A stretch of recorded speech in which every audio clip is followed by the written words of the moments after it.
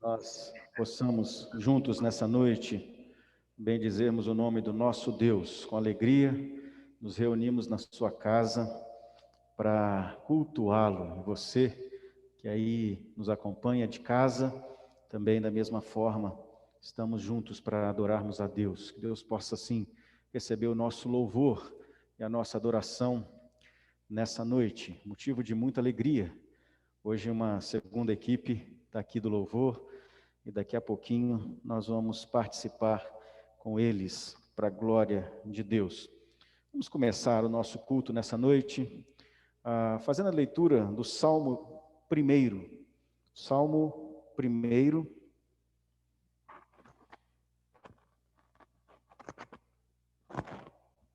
Salmo 1. Você acompanha aí a leitura.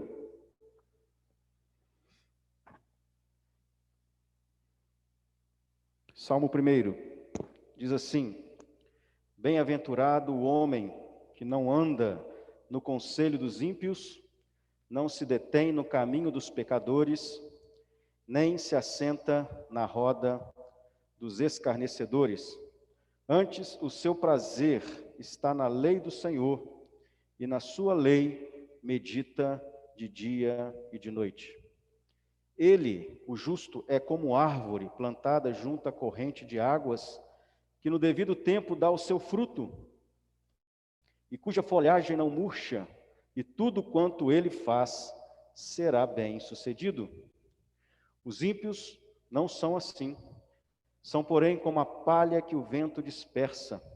Por isso, os perversos não prevalecerão no juízo, nem os pecadores na congregação dos justos. Pois o Senhor conhece o caminho dos justos, mas o caminho dos ímpios perecerá. Palavra de Deus para nós nessa noite.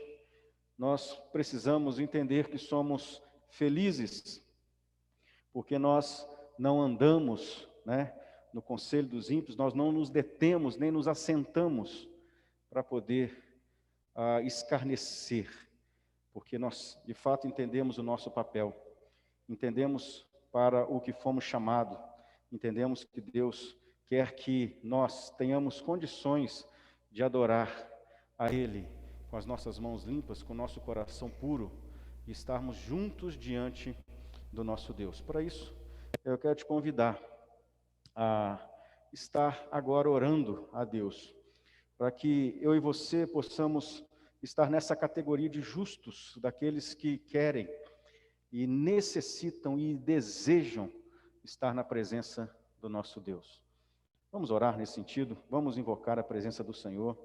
Feche os seus olhos e vamos juntos clamar a Ele, nos posicionar diante dEle, pedir que Ele receba o nosso louvor, a nossa adoração, que Ele sonde o nosso coração e que Ele assim esteja aqui, nesse lugar, aí onde você está, para receber todo o louvor, toda a honra e toda a glória. Pai Santo, nós louvamos e bendizemos o Teu nome nesta noite, pela oportunidade essa que o Senhor nos dá, de podermos compartilhar, ó Deus, nesse tempo da palavra, dos louvores, das orações, ó Deus, da liturgia, ó Deus, de todo momento que nós entendemos ser útil para o louvor da Tua glória.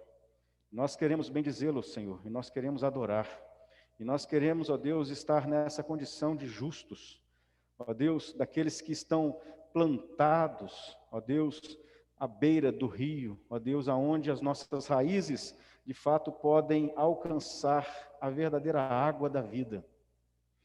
Ser lavados, ó Deus, ser purificados, e agora também ser nutridos por ela, para que possamos produzir muitos frutos para a Tua glória. Permita que cada um de nós esteja nessa condição, com o nosso coração preparado para bendizer e adorar ao Teu santo nome. E perdoa-nos, ó Deus, e purifica-nos, ó Pai, das nossas ações, das nossas consciências, dos nossos pensamentos, ó Deus, da nossa maldade, ó Deus, santificando-nos para que possamos cultuar ao Senhor, para que o Senhor receba o nosso louvor, a nossa adoração, para que tenhamos verdadeira comunhão com o Senhor nessa noite. É a nossa oração, em nome de Jesus. Amém, amém. Louvado seja Deus. Vamos dar sequência, portanto, ao nosso culto, ouvindo o nosso irmão João Pedro, com o lecionário, para nos edificar também nesse momento. João Pedro. Amém. Boa noite, pastor. Boa noite, irmãos. É muito bom estar de novo com vocês, em culto solene ao nosso Senhor. Pessoal, vamos dar sequência, nossa liturgia, com o nosso lecionário, né? E como todos ouviram semana passada, nós mudamos de estação no nosso lecionário, né? Nosso ano cristão. Nós estávamos no período, né, da Quaresma, teve o domingo do Pentecostes, semana passada tivemos o domingo da Trindade, né, e nós entramos no chamado tempo ordinário, né, o tempo ordinário em que os domingos são contados de forma ordinária, primeiro domingo, segundo domingo, terceiro domingo, assim por diante, do tempo ordinário. Então, hoje nós estamos aí no segundo domingo do tempo ordinário e hoje nós vamos meditar na segunda carta de Paulo aos Coríntios, tá? No capítulo 4, versículos 16 ao 18. Segunda aos Coríntios 4, do 16 ao 18. Eu vou ler e os irmãos acompanham comigo aí na igreja e aqueles que estão de casa, em casa. 2 aos Coríntios 4, 16 ao 18. Vamos ler a palavra do Senhor. Por isso, não desanimamos. Pelo contrário, mesmo que o nosso homem exterior se corrompa, contudo, o nosso homem interior se renova de dia em dia. Porque a nossa leve e momentânea tribulação produz para nós eterno peso de glória, acima de toda comparação, não atentando nós nas coisas que se veem, mas nas que não veem. Porque as que se veem são temporais, e as que não veem são eternas. Amém. Irmãos, a temporada após o Pentecostes, né, o tempo ordinário, nesse em que os domingos são contados de forma ordinal, nós somos convidados a meditar na testemunha do Evangelho. O Evangelho se espalhando, a igreja primitiva, a igreja apostólica, crescendo, passando por tribulações, como a gente bem conhece nas cartas de Paulo, em Atos. Então, é tempo de acolher o ensinamento da igreja, que é testemunhada aqui nas Escrituras, e se aprofundar nessas verdades dos eventos salvíficos de Deus na história. E, gente, o testemunho da Igreja de Cristo ao longo dos séculos, ele é tanto magnífico, bonito, quanto ele é trágico. É repleto de histórias fantásticas e de mortes terríveis, né? Porque a vida cristã é impossível de ser separada do sofrimento, pela própria conjuntura do mundo que a gente vive, pelo contraste que há entre o evangelho e o pecado que governa sobre esse século. Então, se não há em nossas vidas algum grau de sofrimento por Cristo, é sinal de que talvez nós estejamos nos conformando demais ao mundo.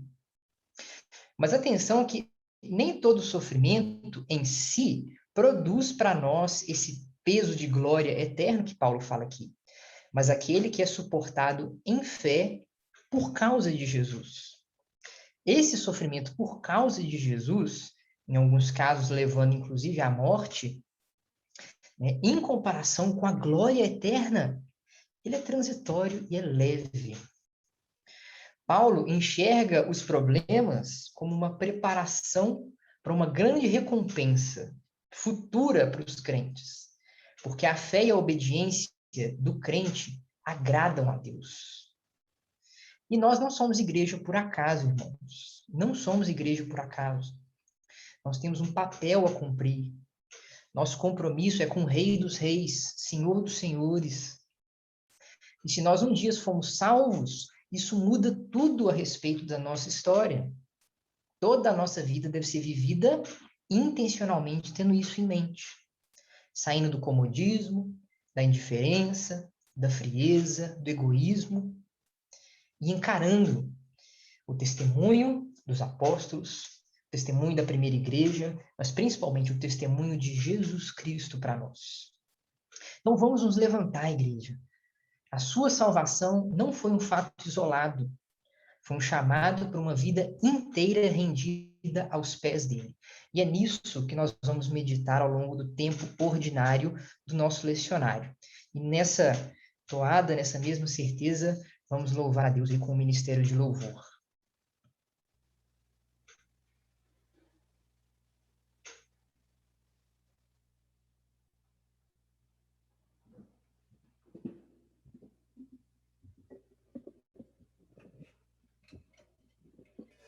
Boa noite, igreja. É muito bom estar de volta. Como o meu pai falou, né? Estamos voltando com uma nova equipe. E para a gente é uma honra poder estarmos juntos, louvando ao nome do nosso Deus. Vamos cantar agora uma música que fala que nós não somos nada diante do poder do nosso Deus. E que você possa cantar essa música como uma oração, prestando bastante atenção na letra dela, para que isso seja verdade para o seu coração. Amém?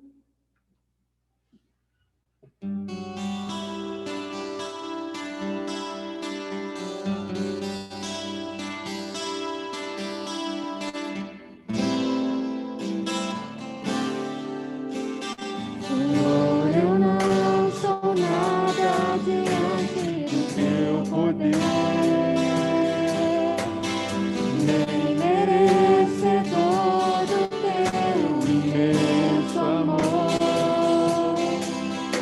Através do teu filho tenho livre acesso a ti, que me fez chegar aos teus pés e humilhar diante de ti. Senhor, eu não sou nada diante do teu poder, nem mereço todo o teu imenso amor. Através do teu filho tenho livre acesso a ti, que me fez chegar aos teus pés e humilhar diante de ti. Deixa passar em minha vida, curar minhas feridas, sarar as minhas dores. Livra-me, ó Deus, das cadeias que me prendem.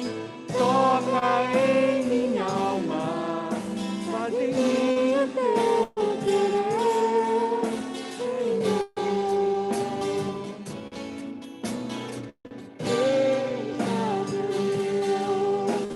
Passar em minha vida e curar minhas feridas, sarar as minhas dores. Livra-me, ó Deus, das cadeias que me prendem. Toca em minha alma, faz em mim o teu querer.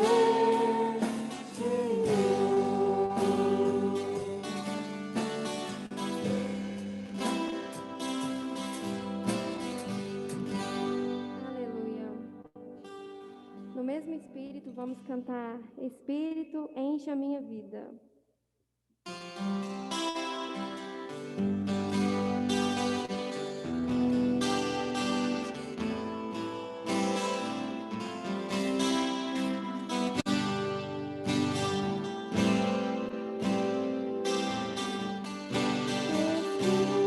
Espírito, enche a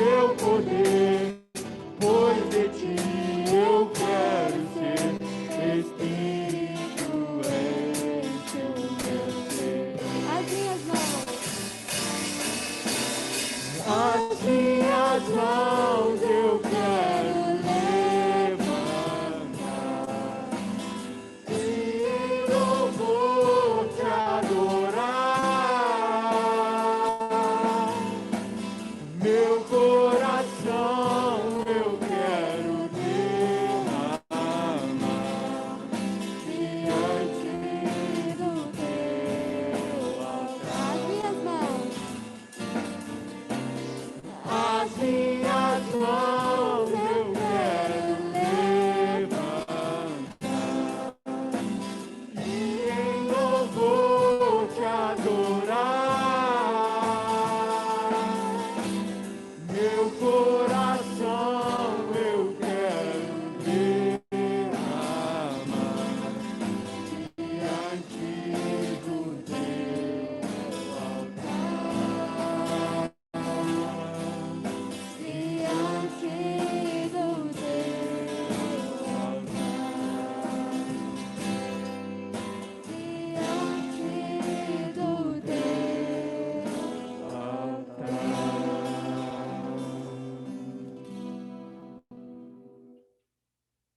Amém. Vamos declarar que Ele é a nossa luz, que Ele é a nossa salvação, e isso já é motivo suficiente para estarmos felizes, sermos gratos e podermos louvá-lo com todo o nosso ser, todo o nosso coração, porque é isso que Ele quer de nós, um louvor em espírito e em verdade, um coração sincero.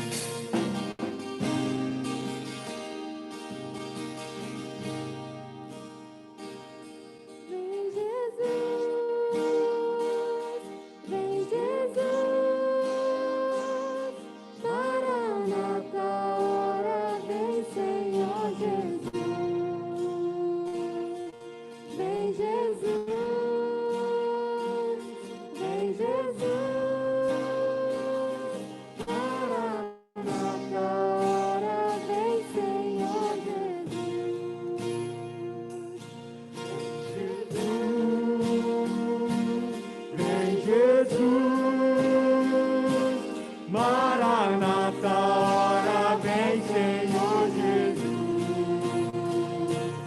Vem Jesus, vem Jesus, vem Jesus. Maranata, ora vem, Senhor Jesus.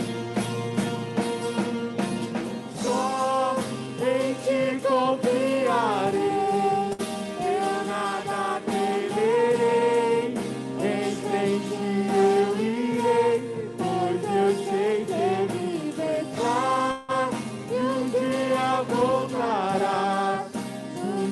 Pra nos buscar, pra sempre reinará. Aleluia.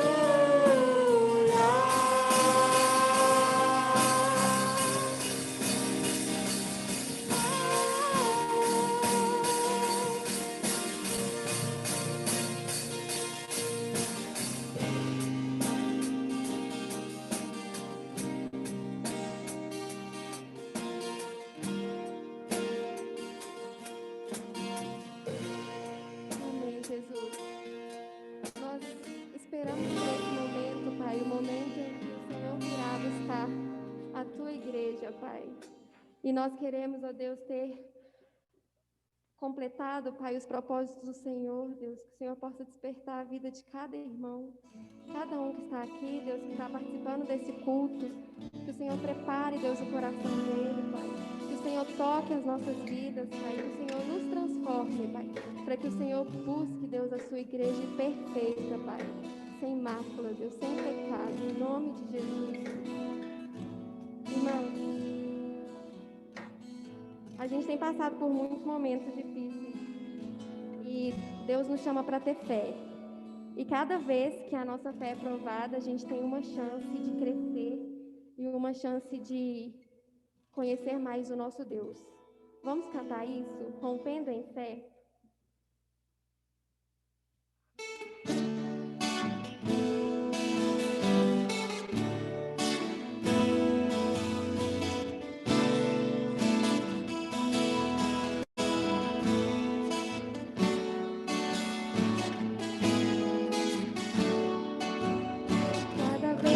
Minha fé é provada, tu me dás a chance de crescer um pouco mais. As montanhas e vales, desertos e mares que atravessam me levam mais perto de ti. Minhas provações não são maiores que o meu Deus, e não vão me impedir de caminhar. Se diante de mim não se abrir o mar, Deus vai me fazer andar por sobre as águas.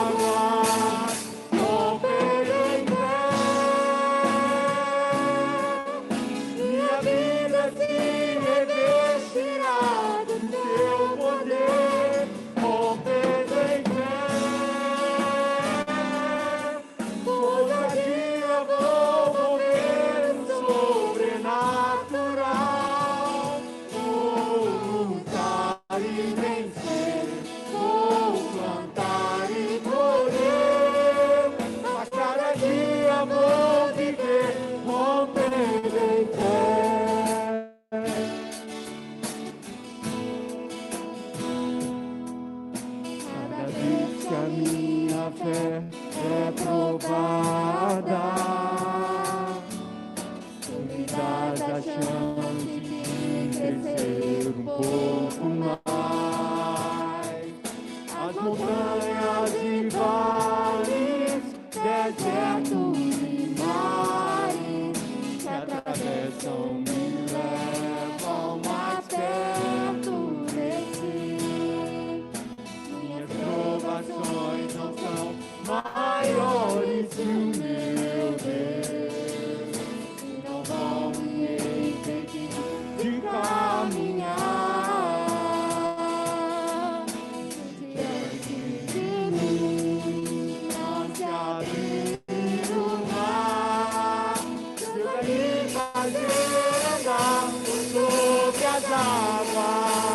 rompendo em fé. Minha vida se revestirá do teu poder, rompendo em fé. Ousadia vou mover no sobrenatural. Vou plantar e colher, vou plantar e colher. A cada dia vou viver, rompendo em fé, rompendo em fé. Minha vida se revestirá do teu poder, rompendo em fé. Ousadia vou mover no sobrenatural. Vou lutar e vencer, vou plantar e colher. A cada dia vou viver, rompendo em fé. A cada dia vou viver, rompendo em fé.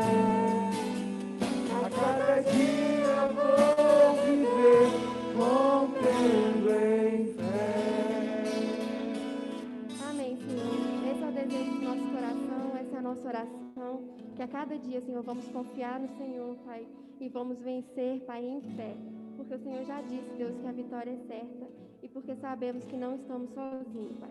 Obrigada por esse louvor, Pai, por esse tempo, Deus, que tivemos, de poder, Pai, te engrandecer, te adorar, Pai, de nos render aos teus pés, Deus, ao único que merece toda a nossa adoração, Pai. Em nome de Jesus, amém. Vamos cantar agora com as nossas crianças.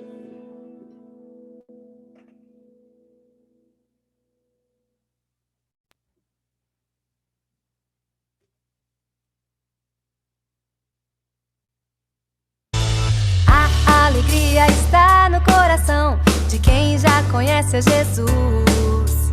A verdadeira paz só tem aquele que já conhece a Jesus. O sentimento mais precioso que vem do nosso Senhor é o amor que só tem quem já conhece a Jesus. A alegria está no coração de quem já conhece a Jesus. A verdadeira paz só tem aquele que já conhece a Jesus. O sentimento mais precioso que vem do nosso Senhor é o amor que só tem quem já conhece a Jesus. Posso pisar numa tropa e saltar as muralhas, aleluia, aleluia. Posso pisar numa tropa e saltar as muralhas, aleluia, aleluia. Ele é a rocha da minha salvação, com ele não há mais condenação. Posso pisar numa tropa e saltar as muralhas, aleluia, aleluia, aleluia, aleluia, aleluia, aleluia. O sentimento mais precioso que vem do nosso Senhor é o amor que só tem quem já conhece a Jesus. A alegria está no coração de quem já conhece a Jesus. A verdadeira paz só tem aquele que já conhece a Jesus. O sentimento mais precioso que vem do nosso Senhor é o amor que só tem quem já conhece a Jesus. Posso pisar numa tropa e saltar as muralhas, aleluia, aleluia. Posso pisar numa tropa e saltar as muralhas, aleluia, aleluia. Ele é a rocha da minha salvação, com ele não há mais condenação. Posso pisar numa tropa e saltar as muralhas, aleluia, aleluia, aleluia, aleluia, aleluia,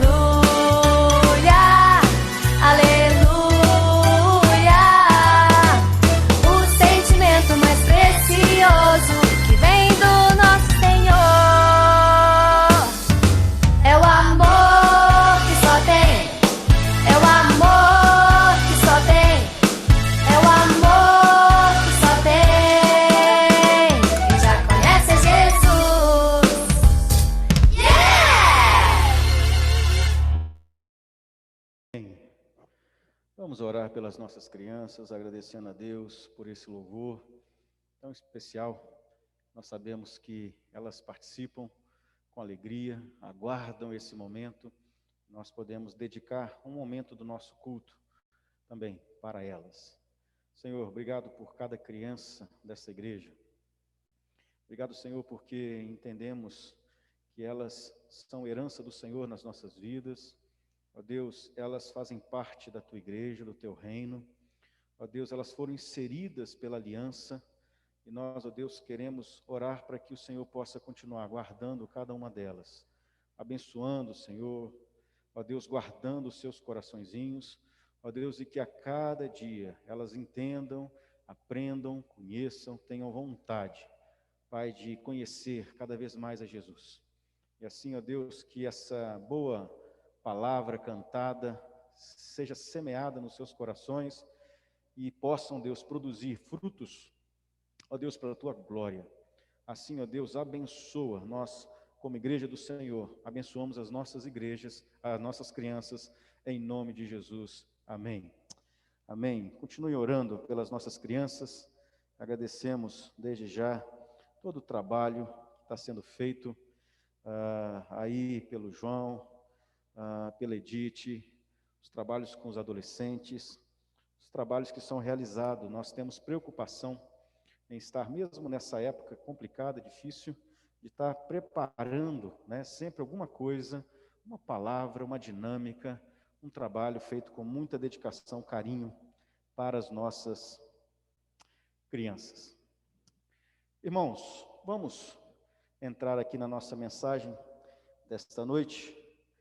E como é sabido, né, nós estamos pregando expositivamente o livro de 2 Samuel, já falamos sobre o 1 Samuel, falando da vida de Davi, falando sobre princípios, falando sobre edificação, falando sobre construção, tanto do caráter de Davi, quanto também da estrutura de Jerusalém, de tudo aquilo que Deus programou para que através da raiz de Jessé, Davi, o Cristo viesse também para poder estabelecer a sua igreja. E nós temos entendido isso.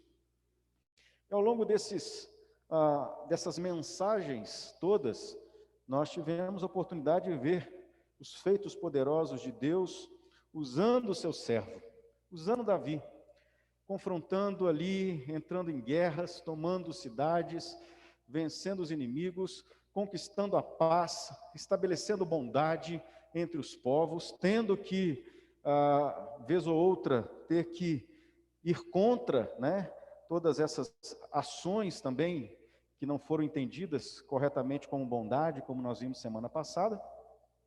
Mas nós chegamos no capítulo 11 de 2 Samuel, onde de fato nós encontramos algo difícil na vida de Davi, uma experiência que lhe custou muito, o fato dele ter cobiçado Batseba, uma mulher casada, ter adulterado com ela, ter tramado a morte do seu marido, Urias, e tudo isso pesou muito na conta de Davi.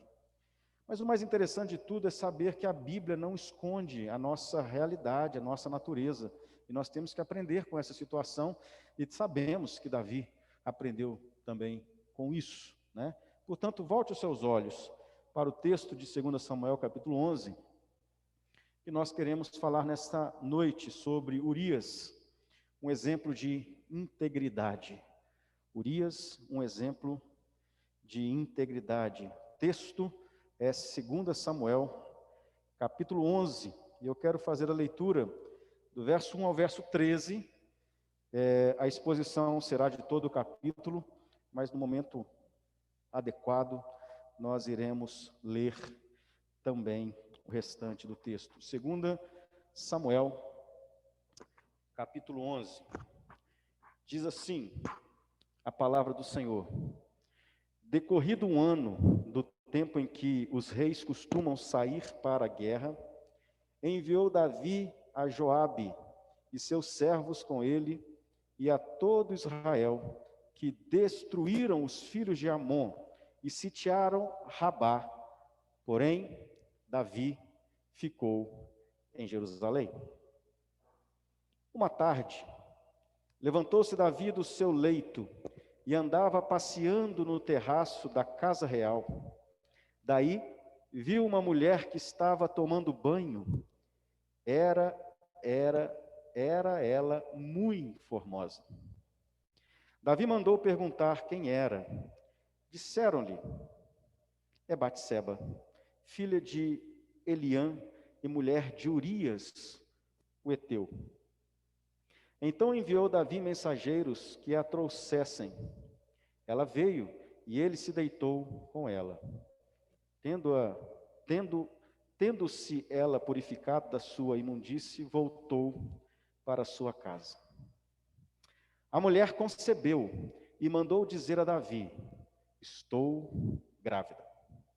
Então enviou Davi mensageiros a Joabe, dizendo: manda-me Urias, o heteu. Joabe enviou Urias a Davi. Vindo, pois, Urias a Davi, perguntou este como passava Joabe, como se achava o povo e como ia a guerra. Depois, disse Davi a Urias: desce à tua casa e lava os pés. Saindo Urias da casa real, logo se lhe seguiu um presente do rei. Porém, Urias se deitou à porta da casa real, com todos os servos do seu senhor, e não desceu para sua casa. Fizeram-no saber a Davi, dizendo: Urias não desceu à sua casa.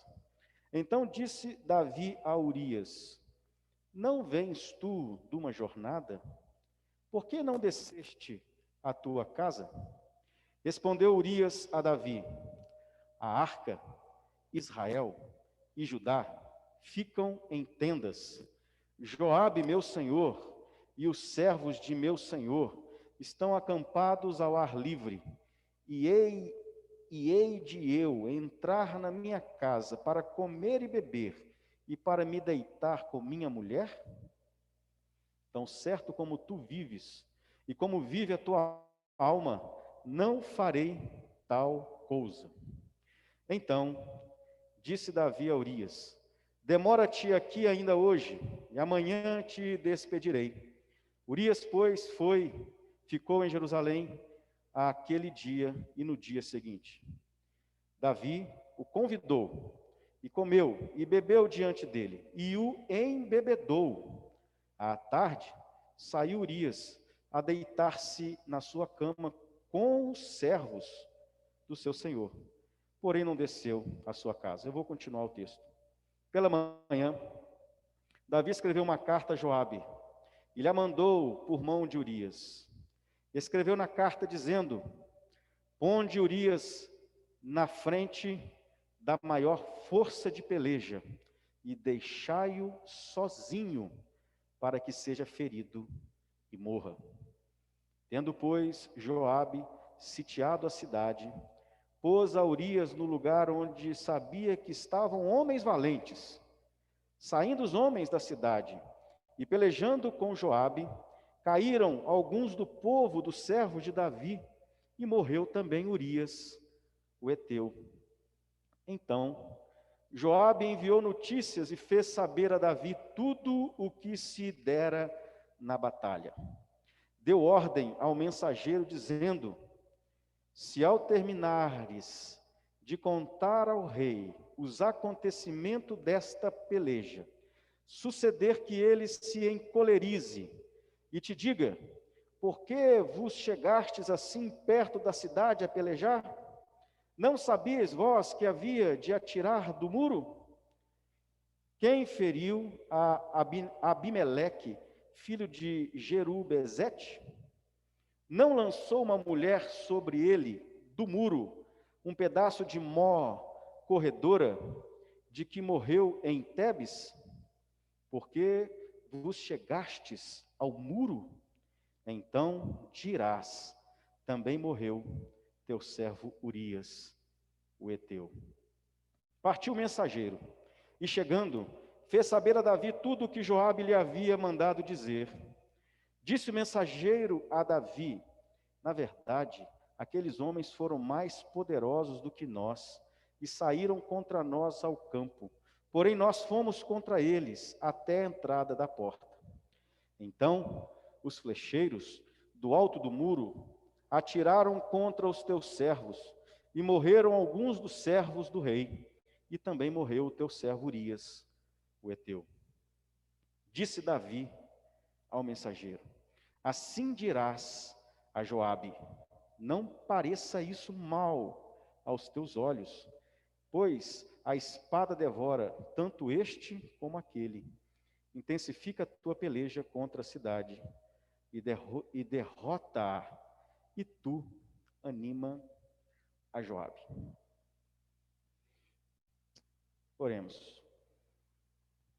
Pai, nós queremos colocar as nossas vidas diante do Senhor nesta hora, diante desta palavra difícil, desse acontecimento, ó Deus, narrado do teu servo Davi, ó Deus, desta história, Pai, que ficou, perpetua, ó Deus, mas também que nos leva a entendermos, ó Deus, que devemos tomar cuidado, que devemos estar atentos, que devemos vigiar. Que, ó Deus, nós precisamos cuidar dos nossos olhos, cuidar do nosso coração.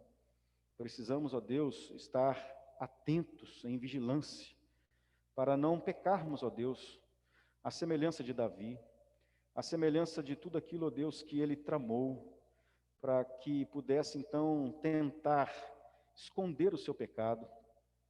Ó Deus, nesta noite nós precisamos, de fato, entender o propósito do Senhor, ó Deus, em restaurar aquele que sinceramente se arrepende, aquele, ó Deus, que se quebranta diante do Deus Todo-Poderoso. Mas também, ó Deus, nós precisamos entender como funciona todo esse mecanismo, ó Deus, e aprender a blindar a nossa mente, nosso coração, e a cuidarmos, ó Deus, da nossa santificação, sem a qual ninguém verá o Senhor. Abençoa-nos, portanto, ó Deus, nesta palavra, fala ao nosso coração nessa noite, que o Espírito Santo do Senhor, ó Deus, possa nos instruir e nos capacitar, ó Deus, a aprendermos lições preciosas nesta noite através do teu servo Urias, homem íntegro que pagou com a sua vida pela sua integridade. Ó Deus, abençoa-nos nessa noite, nós te pedimos, fala ao nosso coração, a cada um que está conosco aqui, participando desse culto, tanto aqui na igreja presbiteriana, através da nossa plataforma, quanto aqueles que nos ouvem através do Instagram. E assim possamos crescer para a glória do teu nome. Oramos assim no nome de Jesus. Amém. Amém. Texto longo, nós lemos dessa história cheia de estratégias, não estratégias militares, mas estratégias de tentativas de cobrir ou encobrir uma ação pecaminosa. E é nesse sentido que nós queremos trazer a palavra do Senhor nessa noite, falando deste homem, Urias, este servo do Senhor, guerreiro de Davi, fazia parte da elite do grupo de Davi e pagou com a sua vida pela sua integridade. O que nos leva a pensarmos sobre como que a mente humana trabalha. E para isso, eu queria começar essa mensagem falando da diferença entre atração, desejo e paixão. A diferença entre atração, desejo e paixão. É muito comum que as pessoas confundam emoções com sentimentos. Emoções são reações primárias que ocorrem em nosso organismo diante de um estímulo. O sentimento é a interpretação desse estímulo. Se a separação entre a emoção e sentimento é algo difícil, classificar sentimentos é praticamente uma missão quase impossível. Por isso, nós vamos entender o mecanismo, primeiro, da atração. Atração. Somos programados, através do nosso cérebro, para detectar estímulos bonitos, embora o conceito de beleza, né, varia para cada um de nós. Deste modo, facilmente somos atraídos por aquilo que consideramos belo. Então, a atração, ela vai fazer com que a nossa atenção, o nosso foco, se volte para aquilo que nós entendemos que é o belo. É admirável, né? Melhor dizendo, é a admiração inicial por alguém que pode ser focal, como admirar partes do corpo de alguém, como olhos, boca, o corpo e etc. Ou o desempenho que alguém demonstrou na execução de uma tarefa, como, por exemplo, um bom jogador de futebol, você ser um bom tocador de um instrumento e etc. Ou ainda, pela forma que alguém se veste. Toda essa admiração inicial por alguém, ela é focada nesses elementos. Logo, a atração não passa desse ponto. Se passar, já podemos considerar desejo. Portanto, meus irmãos, trocando em miúdos, a atração não é um problema em si.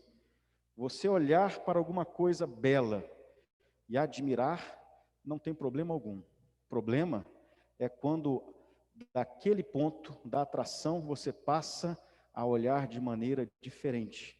Então, logo a atração não passa.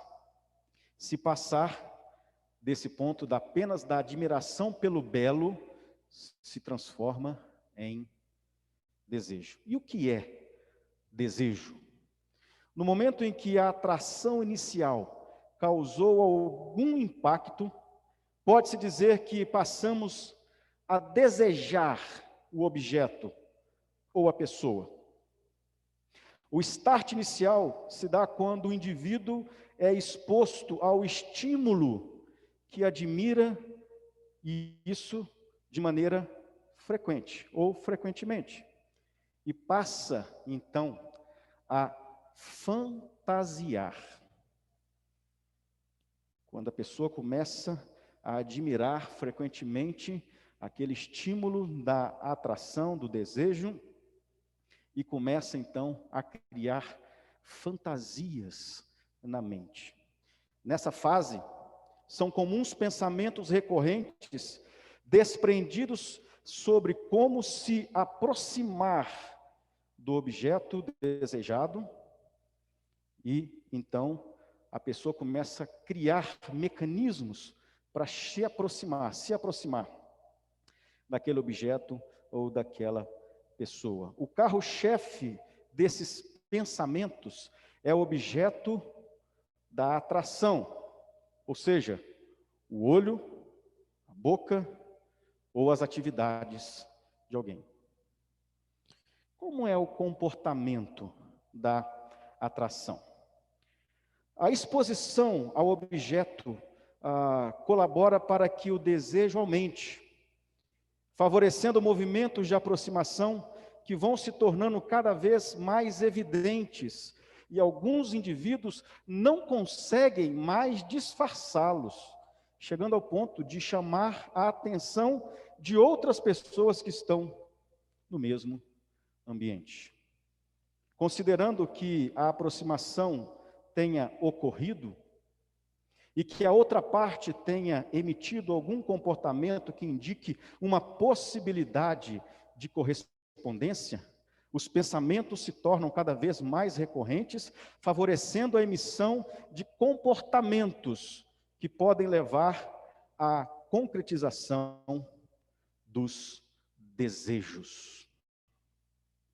Quando o comportamento de aproximação é desfavorecido de forma recorrente, é esperado que o indivíduo gradativamente desista e passa a tocar em outros interesses. Pode haver alguma frustração, mas em geral é pequena e fácil de lidar, espera-se. O exemplo disso é quando nós encontramos na palavra de Deus que nós devemos fugir da aparência do mal.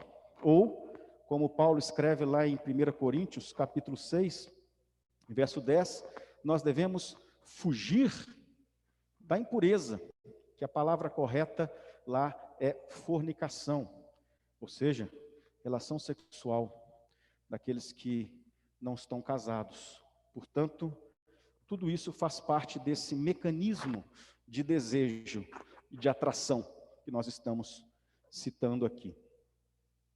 Mas quando existem evidências concretas de que a outra parte está correspondendo aos comportamentos de aproximação, a euforia tende a aumentar. Os pensamentos ficam cada vez mais recorrentes, portanto, as fantasias, muitas vezes chegando a ser obsessivos, e os comportamentos passam a ser direcionados no sentido de conquistar o objeto do desejo. Estamos agora falando da gênese da paixão. Uma fase onde as idealizações se tornam muito perigosas, pois há uma tendência a distorções cognitivas, especialmente no que concerne à busca por correspondência. Todo esse mecanismo que nós estamos falando acontece no nosso cérebro, através do momento que nós começamos, a partir daquele momento que aquela simples atração, sem maldade alguma, se torna em um desejo, e aí começa a criar dentro do nosso pensamento uma fantasia, e nós começamos a alimentar essa fantasia, e então isso se vira um grande obstáculo, um grande problema, um grande perigo. Leva-nos a entendermos ou a buscarmos mais do que simplesmente está se mostrando. A paixão, na psicologia, a paixão é a ampliação do desejo.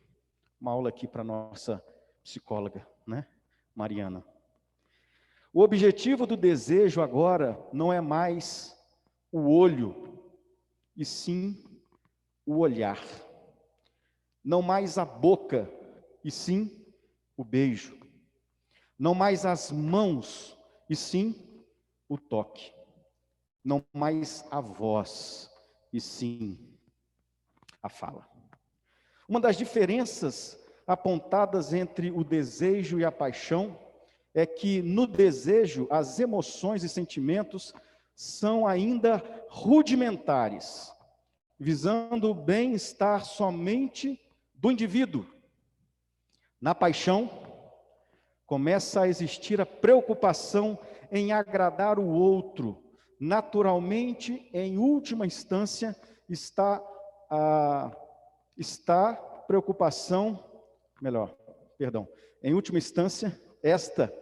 preocupação visa o bem-estar do indivíduo apaixonado. Mas isso não fica tão evidente no começo. É preciso uma dose cavalar de autoconhecimento para chegar a esta conclusão. Portanto, a perda do senso crítico na paixão vai levar a algo terrível. A marca registrada da paixão é a perda total ou parcial do senso crítico, uma vez que as atividades cerebrais estão, em sua maioria, voltadas para promover a conquista e mantê-la. Os centros da recompensa do cérebro intensificam a produção daquilo que nós chamamos de dopamina, uma substância responsável pelo bem-estar emocional, favorecendo os comportamentos de aproximação. Sabemos hoje, pela ciência, pela medicina e pela psicologia, que através de equipamentos tecnológicos altamente sofisticados, como a ressonância magnética funcional, houve então uma descoberta da que o cérebro humano não repara, ou melhor, não separa a realidade imaginária da realidade perceptiva, ou observada a partir de um fato. Experiência da renomada Harvard Medical School, através do neurocientista Dr. Álvaro Pascoal Leone, com 2 grupos de pessoas, provaram que Jesus já havia revelado há 2000 anos atrás, lá em Mateus capítulo 5, verso 27 e 28, quando Jesus diz: vocês ouviram o que foi dito, não adulterarás, mas eu lhes digo, qualquer que olhar para uma mulher para desejá-la, já cometeu adultério com ela no seu coração. E o primeiro exemplo dessa experiência fez com que um primeiro grupo foi convidado para se sentarem ao piano durante 5 dias e dedilharem um acorde em um ritmo durante horas. Após esse período foram monitorados tanto os aspectos dos movimentos do corpo, bem como os circuitos neurais. Um outro grupo foi convidado para apenas imaginar, pelo mesmo período de tempo, os acordes, porém sem movimentar as mãos ou dedos. Ao final, compararam o mapeamento cerebral e descobriram que as mesmas áreas do cérebro e das articulações dos dedos haviam sido ativadas em ambos os grupos. Fonte da revista Time. Portanto, aquilo que apenas imaginamos, ainda na fase de pensamento em nossa mente, e que, segundo pesquisas, são cerca de 25.000 pensamentos diários, pode produzir sensações físicas, sentimentos, estímulos corporais, como se estivessem acontecendo de fato. Trocando em miúdos, aquilo que nós apenas desejamos, vira algo concreto no nosso cérebro, porque o nosso cérebro, ele não distingue o que é fantasia do que é realidade. Assim, portanto, Jesus o ensinou, aquele que olhar e desejar cometeu adultério. Não foi isso que aconteceu com Davi? Baseado nestes conhecimentos, podemos afirmar que uma pessoa, ao acessar imagens pornográficas, desejar ou cobiçar alguém ou algo, pode trazer consequências e até bloqueios na sua vida afetiva, sexual, relacional e principalmente espiritual. Pois para o cérebro humano, todas as imagens, sons e sensações representam estímulos reais. A pornografia irá funcionar como um estímulo neural. A busca por alívio das frustrações, estresse. Muita gente procura pornografia. Pasmem vocês, porque dizem que estão com estresse. Porque dizem que precisam distrair a mente. E os gabinetes pastorais estão cheios de casos assim. As igrejas estão cheias de casos assim. A pornografia irá funcionar como um estímulo neural, a busca de alívio das frustrações, estresse, etc. A pornografia vai fazer com que o cérebro libere dopamina, prazer, para esse estímulo, mas esse estímulo, melhor dizendo, ele tem pouca duração. E aí vem a culpa. e se torna um ciclo vicioso. Passa a ser um ciclo quando a pessoa tem tensão e estresse, procura alívio e prazer, sente vergonha e culpa. Passa-se esse período e começa de novo. Tensão, estresse, busca de alívio e prazer, vergonha e culpa. A pornografia, na pornografia, a conexão emocional, ela, portanto, que é amor, carinho e afeto, é interrompido por estímulos rápidos. É isso que acontece. Aquela relação emocional que você deve ter com seu parceiro, com a sua esposa, com seu marido, com seu cônjuge, quando você deixa de ter essa relação emocional e você busca um prazer rápido da pornografia, daquilo que é imaginário e fantasioso, isso faz com que você tenha um distúrbio em todas as áreas. O cérebro vai neutralizar, o cérebro vai naturalizar, melhor dizendo. Ele não separa o que é real do que é fantasioso. Portanto, a naturalização é um pecado. Não podemos naturalizar o que Deus não considera natural.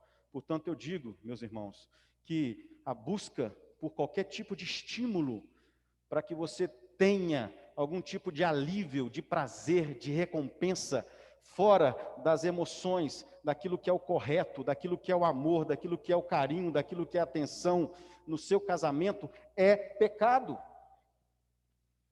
E as pessoas estão cada vez mais afundando neste mal. Hoje sabemos que a pornografia, ela não é um privilégio só entre os homens. Tanto as mulheres quanto os homens, do mesmo nível percentual, estão envolvidos com pornografia. Pornografia é dependência sem substância. Agora, não se assustem, porque o celular também tem o mesmo princípio, a mesma recompensa, o mesmo estímulo, e cada dia mais as pessoas estão viciadas nesse aparelho.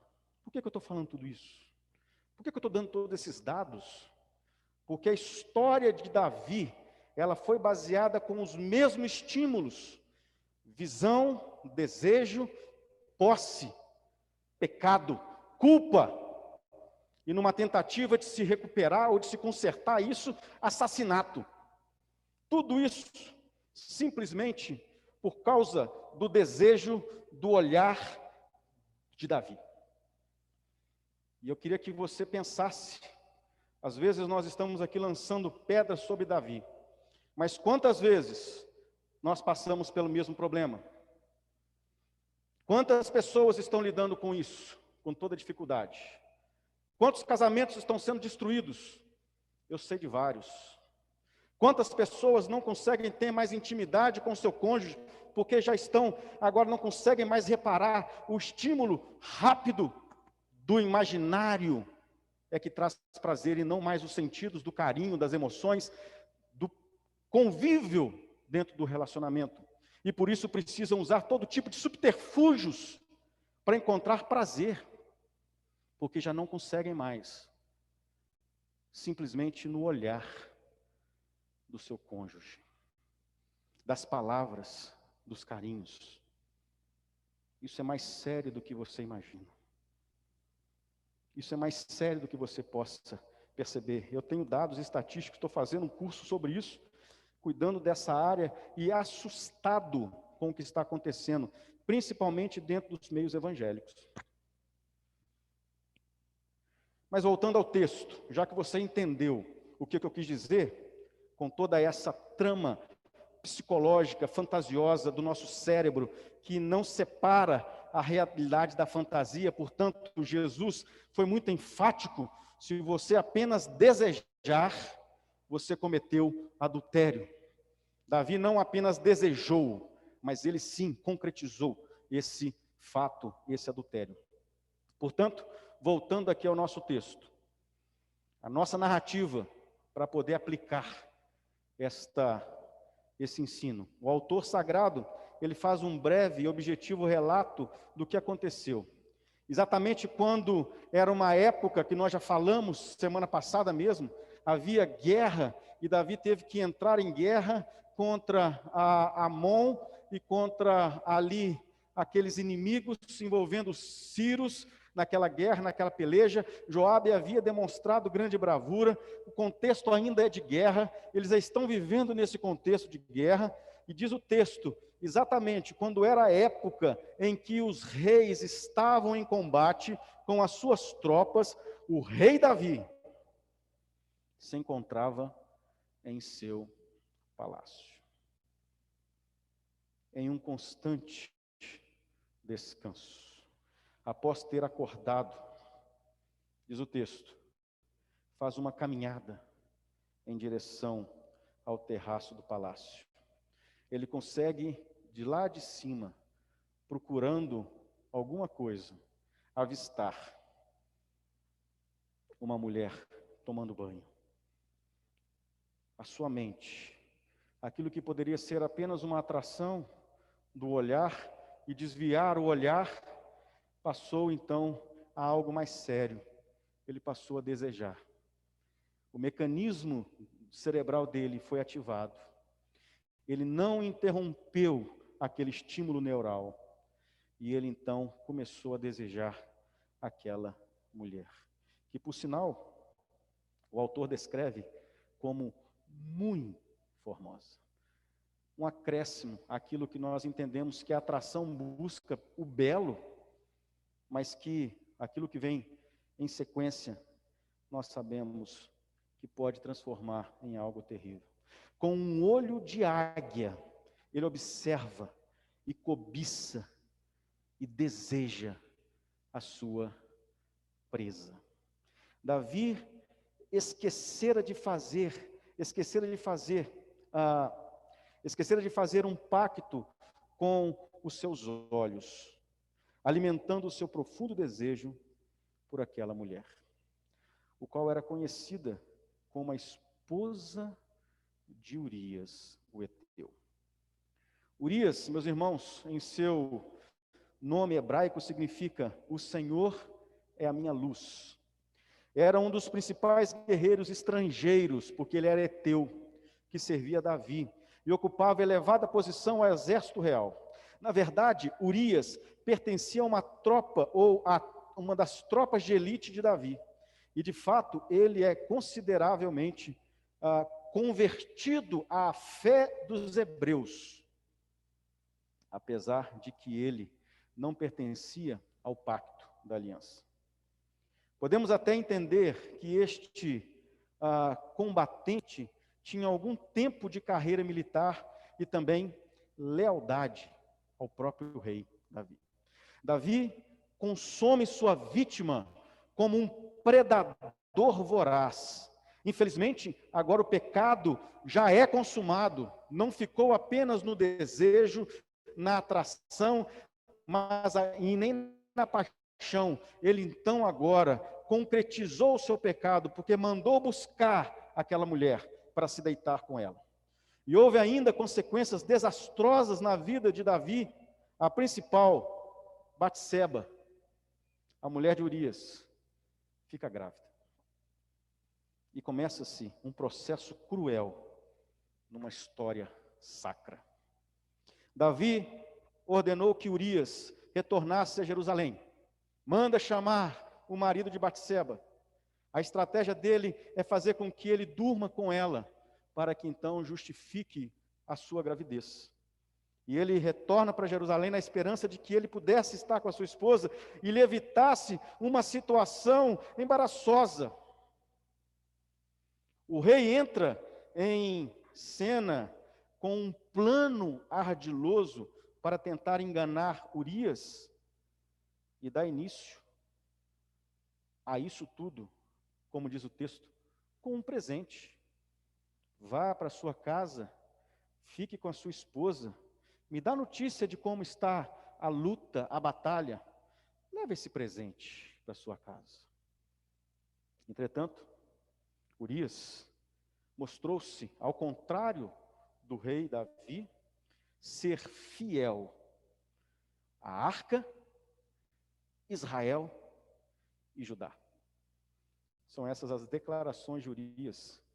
Como poderia eu ir para minha casa, repousar, deitar com a minha esposa, se a arca, se fica em tenda, Israel, o povo que está lá combatendo, os meus amigos, o meu comandante Joabe está em guerra, como é que eu poderia, está em tenda, como é que eu poderia ir simplesmente para minha casa? Demonstrando o seu compromisso com Deus, que adorara, e para com a nação, que agora ele também aprendeu a defender, nação de Israel. Também, mesmo assim, né, com a ordem do rei, para que ele fosse para a sua casa, Urias mostrou-se impróprio ir para casa, quando a arca se encontrava em tenda. O primeiro plano de Davi foi um verdadeiro fracasso. Outro plano entra em cena, agora o mais fácil, embebedá-lo.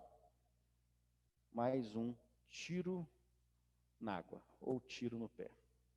Urias era um homem íntegro. O que nos leva a pensarmos nessa noite sobre integridade na caminhada cristã. E a sentença de transição que eu quero fazer aqui, para que na caminhada cristã haja uma verdadeira integridade, precisamos tomar algumas atitudes.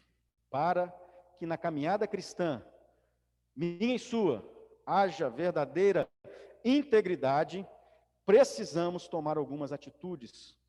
Portanto, a palavra-chave para a nossa mensagem são atitudes. E a primeira atitude que eu quero falar com vocês nessa noite é ter integridade com o próprio Deus.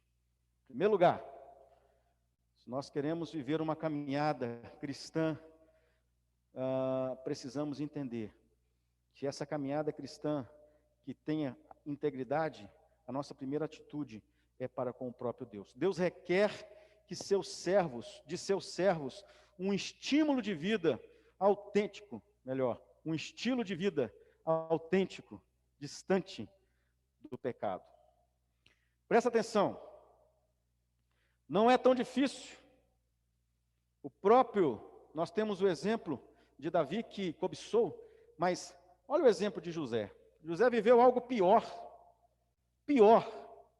Ele não cobiçou a mulher de Potifar, mas ele foi agarrado por ela.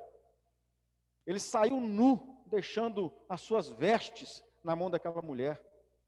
José não caiu nesse pecado que Davi caiu. Esse estilo de vida de integridade é consequência, né?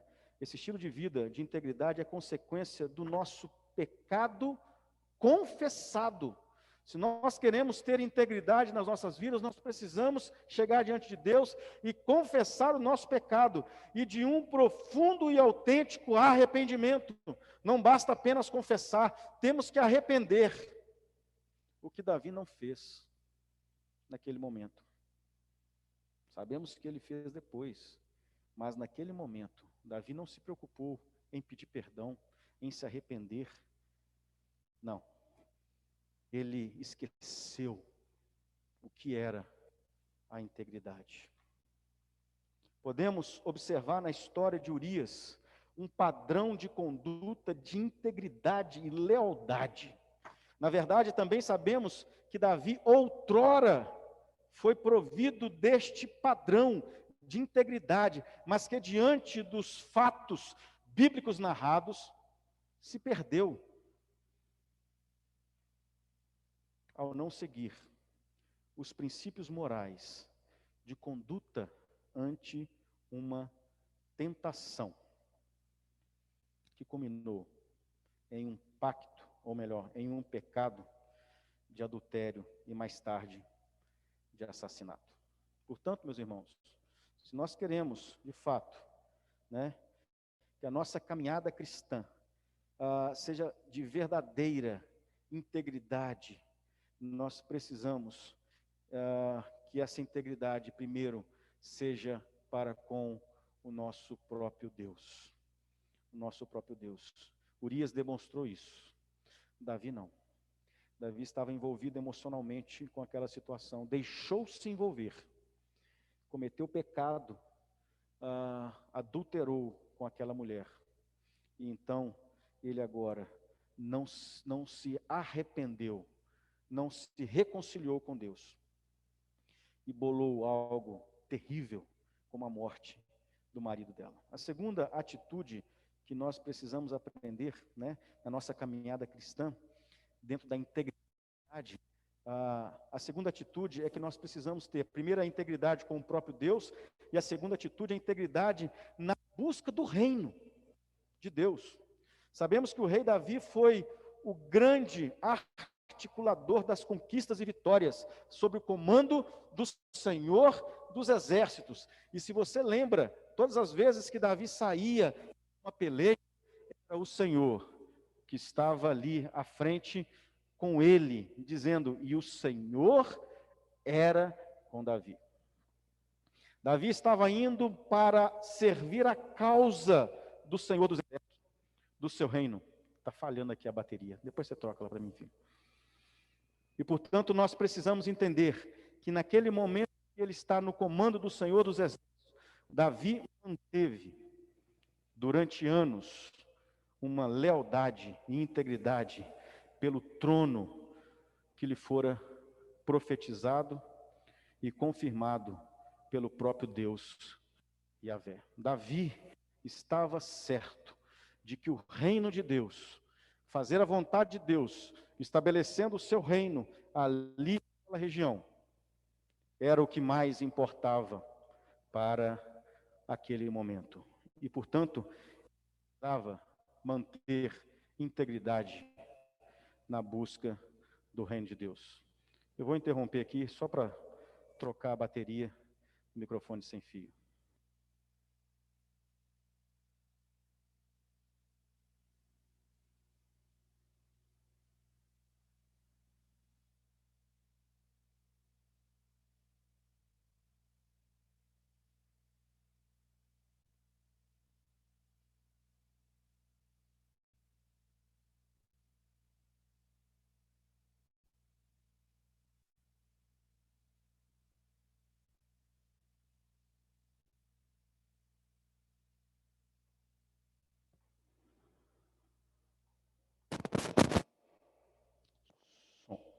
Desculpa, irmãos, voltando, aí o som sumiu um pouquinho, mas eu estava falando sobre essa integridade na busca do reino, que era a segunda atitude que nós precisamos ter, e aqui usando Davi como que ele, durante vários momentos, ele entendeu isso, e fez aquilo que o Senhor desejava.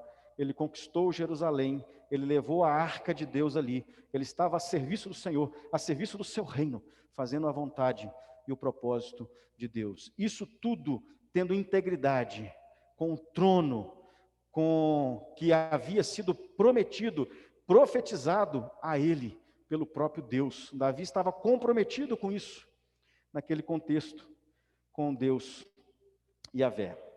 Isso fez dele um governador respeitado e um líder digno de ser seguido, pois Davi sempre deu exemplo em seu comportamento e atitude, indo juntamente com o seu exército.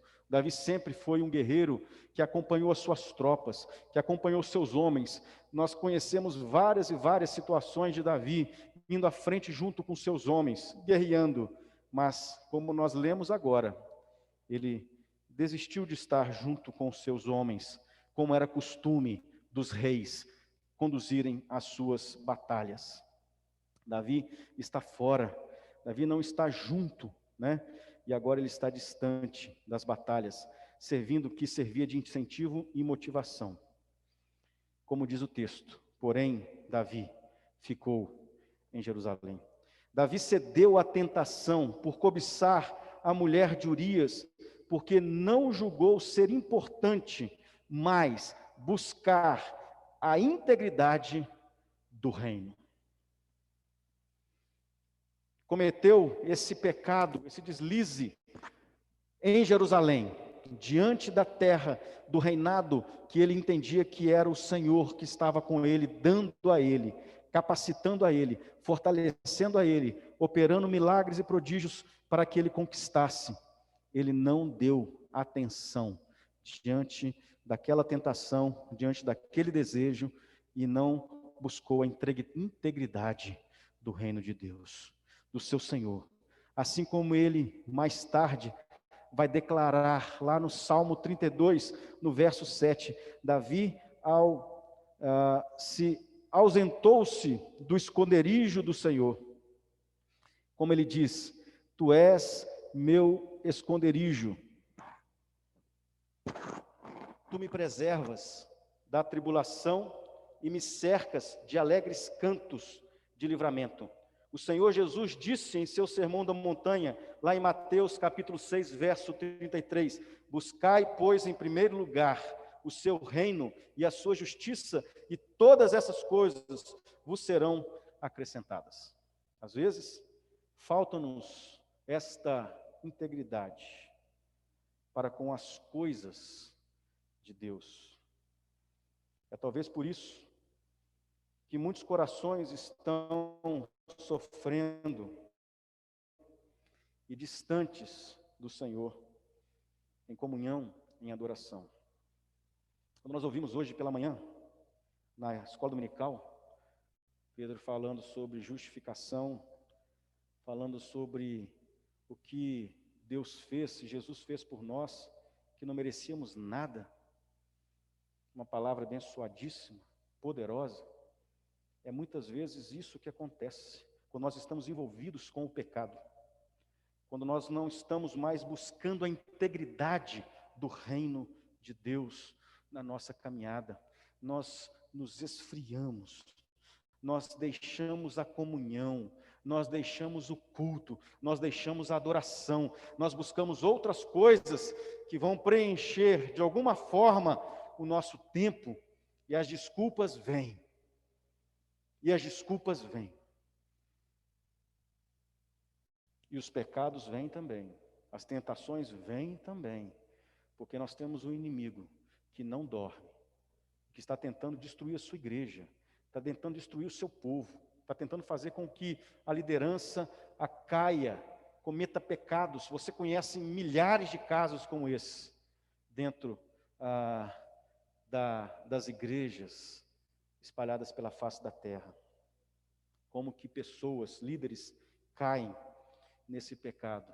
Começa com uma simples atração, que se transforma em um desejo, que dá margem à paixão, e que se concretiza o pecado. Não só fisicamente, mas também na nossa própria mente. E assim ficamos contaminados, vivendo esse ciclo de culpa, de estresse. Não sei se você sabe que um dos maiores fatos de estresse entre as pessoas hoje chama-se pornografia. Pornografia. Incrível. É incrível. Cuidado, irmãos. Vamos vigiar a nossa mente. Vamos cuidar da nossa integridade. Integridade primeiro com o próprio Deus, integridade com o seu reino. Você foi chamado por Deus para fazer a obra dele.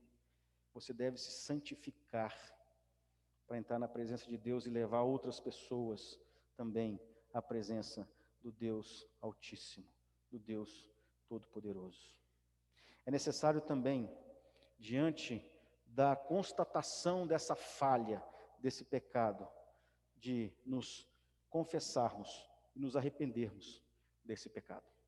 Terceiro e último lugar, terceira e última atitude aqui para uma caminhada cristã, né? Para que haja uma verdadeira integridade na nossa caminhada cristã, é a atitude de ser íntegro. Primeiro, a integridade para com o próprio Deus. Segundo, a integridade na busca do reino. Terceiro, a de sermos íntegros. Integridade significa a qualidade de alguém ou algo a ser íntegre, de conduta reta, pessoa de honra, ética, educada, ombrioso, cuja natureza de ação nos dá uma imagem de inocência, pureza ou castidade. O que é íntegro é justo e perfeito, é puro de alma e de espírito, irrepreensível na sua conduta, honesto, incorruptível, estado ou característica daquilo que está inteiro, que não sofreu qualquer diminuição, plenitude, inteireza. Tudo isso são sinônimos desta palavra integridade, ou ser íntegro, melhor dizendo. O salmista Davi, lá no Salmo 15, verso 1 e 2, ele diz assim: quem, Senhor, habitará no teu tabernáculo? Quem há de morar no teu santo monte? O que vive com integridade, a palavra perfeito ali, e pratica a justiça, e de coração fala a verdade. Esse é aqueles que Deus está procurando, que de fato falam a verdade, praticam a justiça, né? E vivem essa vida plena, reta diante de Deus. Urias demonstrou essa característica enquanto estava vivendo a guerra. O fato dele abrir mão do conforto do lar, da companhia amorosa de sua esposa, dos privilégios oferecidos pelo rei para tentar encobrir seu pecado de adultério, não surtiram efeito à integridade deste combatente. Todas as tentativas de fazer com que ele pudesse se sentir confortável caíram por terra, porque ele estava comprometido com o combate, com a guerra, comprometido com o Senhor da guerra, comprometido com o seu general, comprometido com o seu rei.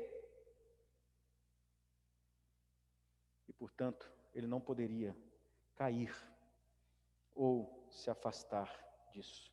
Disse Urias a Davi: e hei eu de entrar em minha casa para comer e beber e para me deitar com a minha mulher? Tão certo como tu vives e como vives tua alma, não farei tal coisa. Isso é integridade. Os feitos íntegros de Urias entram em um segundo capítulo, quando ele é posto sozinho diante do inimigo, de frente de uma batalha, como diz o texto, aonde haviam homens valentes. Nós conhecemos a história dos valentes de Davi. Nós conhecemos a história desses homens e os feitos. Nós vimos isso semana passada, quando Joabe, então, enfileira os seus valentes e cerca todo o exército de 33 mil homens sírios.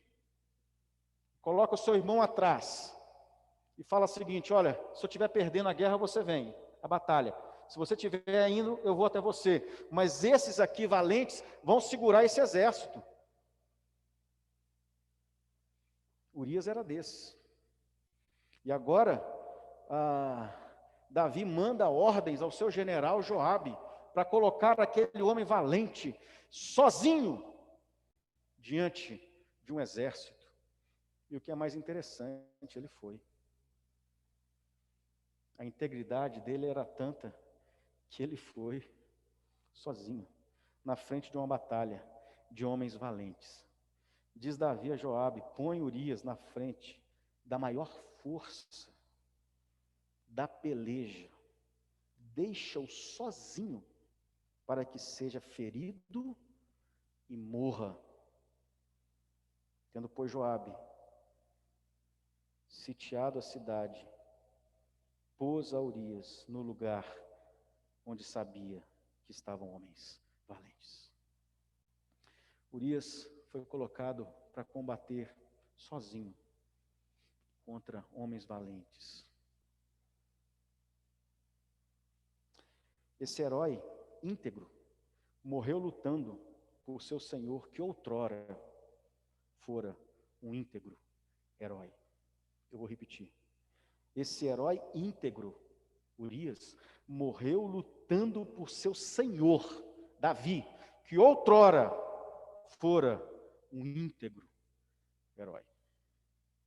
Mas Joabe percebeu isso. Joabe não era bobo. Ele percebeu o que estava por trás. Ele percebeu os acontecimentos, ele percebeu porque Urias levou a sua própria carta, a sua própria sentença de morte. Ele nem quis olhar, imaginar, tentar ler. Ele entregou, e eu imagino Joabe lendo, olhando para Urias, olhando para a carta, olhando para a ordem, olhando para Urias, e imaginando o que esse homem fez. O que esse homem fez para receber essa sentença? Conheço Urias, sei quem ele é. Mas quando o nosso amigo Joabe manda um mensageiro, após a morte de Urias, ele entendeu o que estava por trás daquela trama. E é interessante perceber isso, porque ele manda um mensageiro, e ele manda o mensageiro contar uma história para Davi. E fala, olha, você vai falar para Davi que morreu Urias, e morreu alguns soldados, e você vai contar uma história. Se ele ficar indignado, você vai contar essa história. E a história que ele conta está registrada lá em Juízes, no capítulo 9. Quando ele diz assim, no verso de número 18. Então Joabe enviou notícias e fez saber a Davi tudo quanto se dera na batalha. Deu ordem ao mensageiro dizendo, se ao terminares de contar o rei os acontecimentos dessa peleja, suceder que ele se encolerize e te diga, por que vos chegastes assim perto da cidade? Porque ele foi flechado chegou até os muros da cidade e foi flechado pelos guerreiros. Por que chegou tão perto para pelejar? Não sabias vós que haviam de atirar do muro? Verso 21. E aí ele conta uma história. Diz a ele, quem feriu a Abimeleque, filho de Jerebuzete? O que ele estava querendo dizer? Lá em Juízes capítulo 9, versos 50 a 57, conta essa história de uma batalha. E aqui conta que aqueles soldados chegaram tão próximos ao muro, era uma torre fechada, e eles estavam acolhidos naquela torre, e os soldados subindo para atacar, uma mulher jogou uma roda de moinho que acertou a cabeça daquele comandante, que quebrou o seu crânio, porque ele chegou muito perto, e uma mulher jogou aquela roda.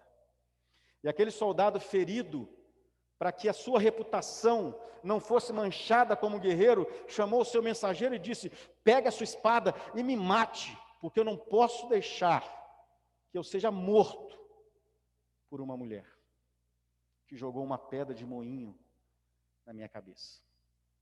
Joabe estava contando essa história para Davi, porque ele sabia que por trás de tudo isso havia uma mulher. Havia história mais do que ele estava sabendo.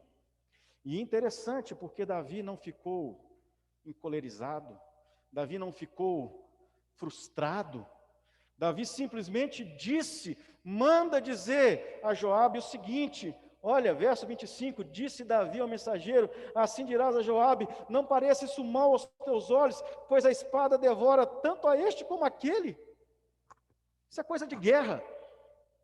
Isso acontece, Joabe. Não fica preocupado, não. Continua a batalha. Ou seja, Davi fez assim, ó. Acabei com o meu problema.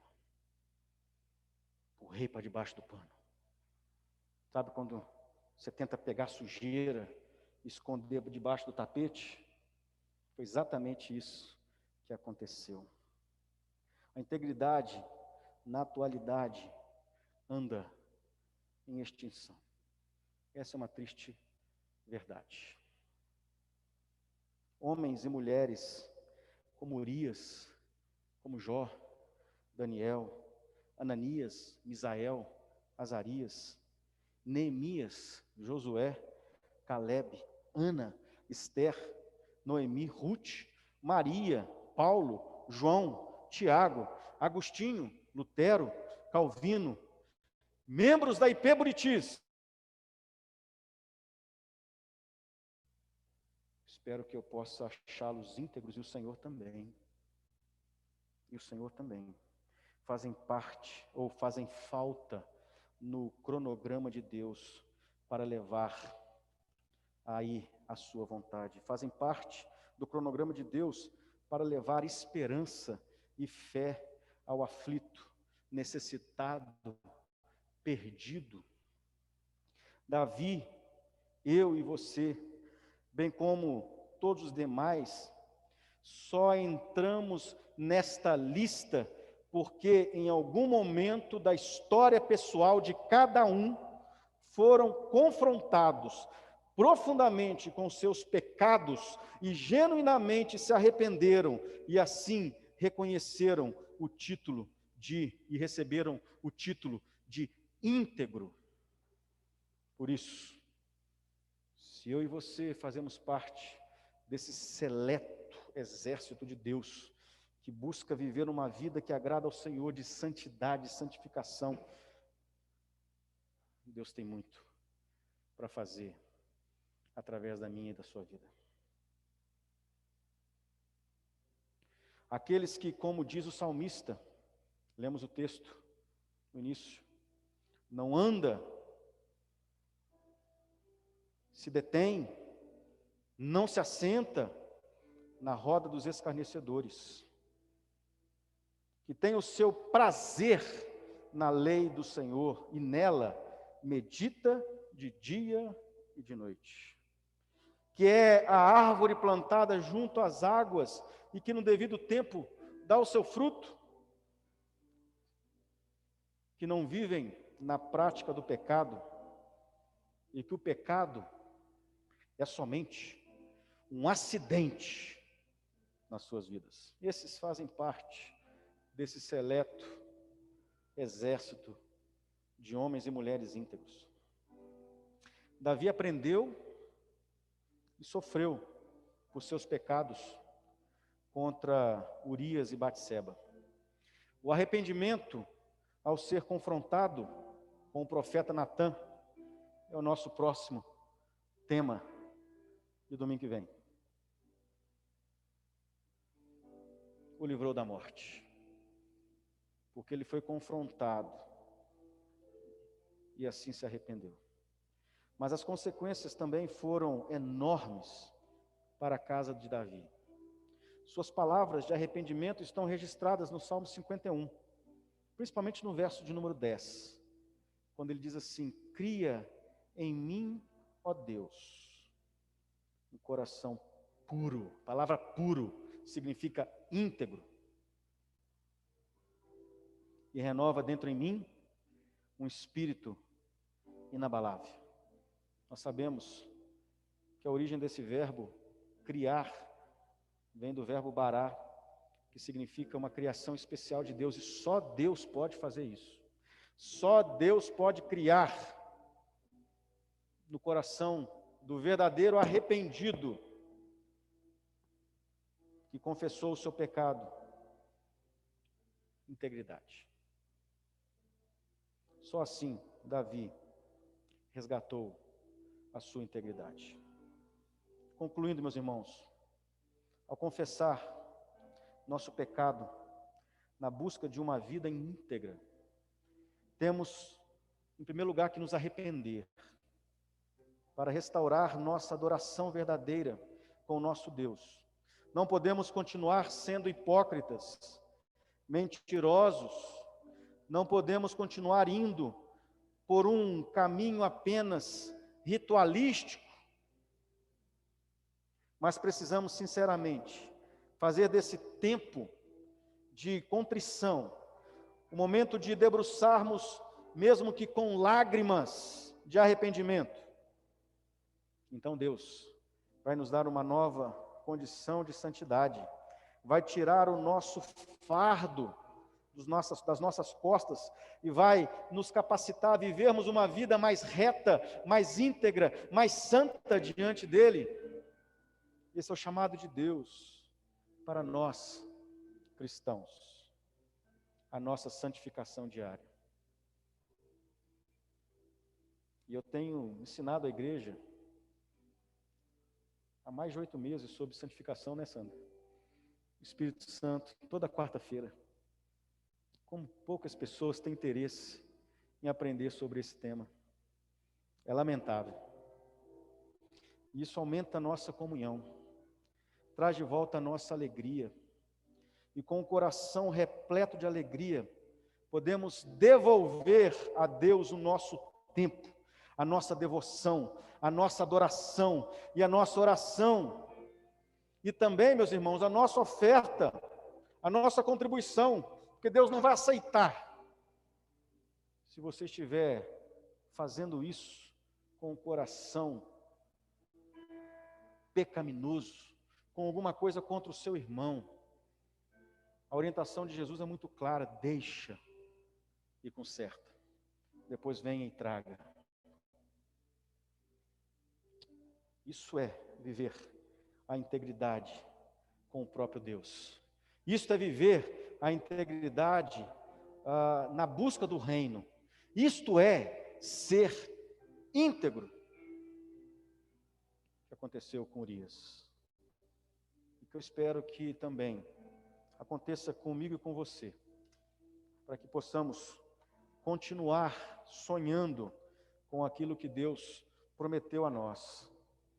Homens e mulheres, guerreiros, íntegros, servos do Deus Altíssimo, que não vivem na prática do pecado e que mantêm as suas mentes bem preparadas e vigiadas para não cair nas ciladas que Satanás coloca diante de nós. Que eu e você possamos aprender sobre integridade, que possamos falar assim: Deus, obrigado, porque eu tenho observado tudo isso, porque isso faz parte da minha busca diária, porque eu tenho vigiado, colocado portões, grades, eu tenho vigiado os meus olhos, eu tenho procurado não ver aquilo que eu sei que o Senhor não vai se agradar. Eu não estou viciado nesse celular, nessas coisas, nessas questões que prendem a minha alma. Irmãos, estatisticamente falando, crianças de 9 a 16 anos estão dominadas pela pornografia. Existe uma estratégia do inferno para alcançar essas crianças nessa faixa etária. E você, papai, entrega para o seu filhinho um celular e deixa ele sem supervisão. A maior arma, a maior bomba, você coloca na mão do seu filho e deixa ele se virar com os desejos, as atrações, as tentações. Cuidado, cuidado.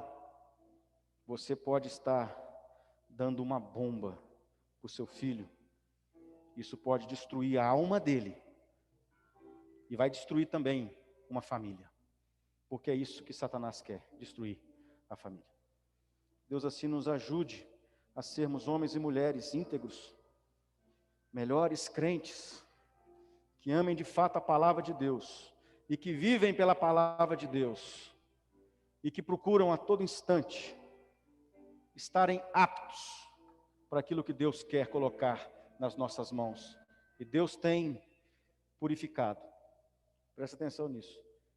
Deus tem purificado. Deus tem limpado. Porque Deus tem uma obra grande de homens e mulheres íntegros nessa igreja. Vamos orar. Senhor, nós queremos colocar as nossas vidas, mais uma vez, diante do Teu altar. Deus que é santo, Deus que na sua essência, nos seus atributos, nós encontramos toda integridade. Mais do que isso, toda divindade. Nós encontramos nos Teus atributos, ó Deus, coisas extraordinárias, apenas dignas a um verdadeiro Deus. E nós queremos servir a esse Deus. Portanto, ó Deus, nós pedimos que possamos ser íntegros na execução, no trato para com o reino de Deus, para com o Teu reino, para com a Tua igreja, para com Tuas obras, para com aquilo, ó Deus, que o Senhor nos deu nas nossas mãos para realizarmos.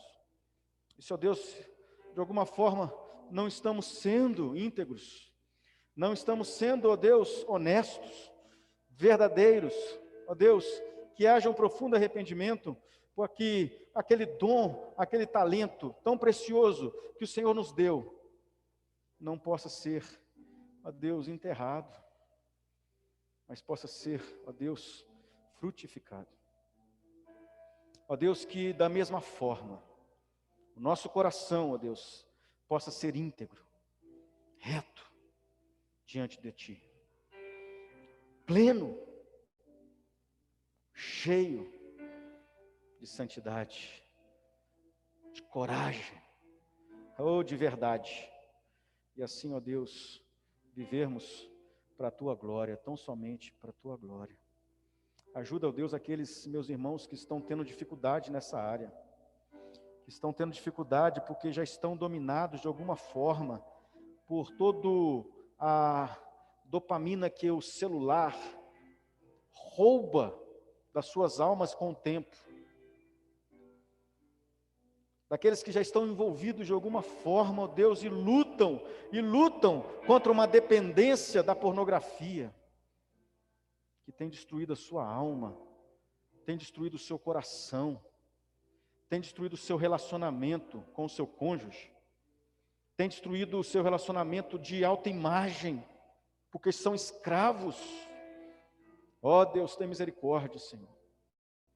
Tem misericórdia, que o Senhor possa enchê-los, ó Deus, da Tua graça, Senhor. Ó Deus, e possam entender que é pecado, e que o pecado precisa ser confessado, e largado, e abandonado. Dá estratégia, Senhor, para que fujam de toda impureza, fujam de toda aparência do mal, fujam de todo mecanismo, ó Deus, diabólico, estratégia de Satanás, para tentar derrubar. E assim, ó Deus, ofender o nosso Deus, o nosso Senhor, o nosso Salvador. Ó Deus, encha-nos da Tua santidade, encha-nos da Tua presença, encha-nos da Tua glória. Ó Deus, perdoa-nos e purifica-nos. E que a graça do nosso Senhor e Salvador Jesus, o amor de Deus, o nosso Pai, a comunhão do Espírito Santo sejam com cada um de nós, homens e mulheres, íntegros na obra, na causa, na vida, no testemunho, hoje e para todo sempre, até o dia que Jesus virá buscar a sua igreja íntegra, imaculada. Em nome de Jesus. Amém e amém. Deus te abençoe mais uma vez nessa noite. Você que nos assiste aí no Instagram, Deus possa abençoar poderosamente a sua vida. E você que está conosco, liga aí a sua câmera para que o João possa registrar para nós essa imagem desses homens e mulheres íntegros, guerreiros do Senhor. Liga aí a sua câmera e vamos participar. Vocês que estão atrás aí, ó, vem para cá, o palco. Sair na foto, vem Mari. Rapidinho que o João lá tá querendo apertar o gatilho. Vamos lá. Vamos lá para o fundo. Vem, Gabi. Enquanto o Pedro está fazendo som ali no teclado. Manda ver aí, João. Então vamos lá. Quando quiser, irmão. 1, 2, 3 e... Deu certo aqui, só um minutinho, gente. Tudo certinho. Show de bola. Deus abençoe a todos. Uma boa semana na presença do Senhor. Fique íntegro. Opa! Olha lá, dá boa noite. Quem está dando boa noite? Deus abençoe. Todos, um abraço. Firmes. Amém. Deus abençoe a todos. Deus abençoe a todos.